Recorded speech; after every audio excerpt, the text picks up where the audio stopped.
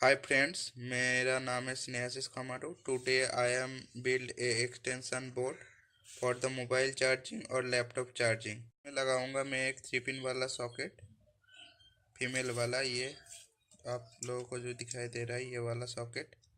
और एक में इसमें लगाऊंगा ये वाला सॉकेट, और इसमें लगाऊंगा ये वाला सॉकेट, और इसमें लगाऊंगा एक स्विच, सिंपल स्विच लगाऊंगा जो ये 3 पिन प्लग को कंट्रोल करेगा।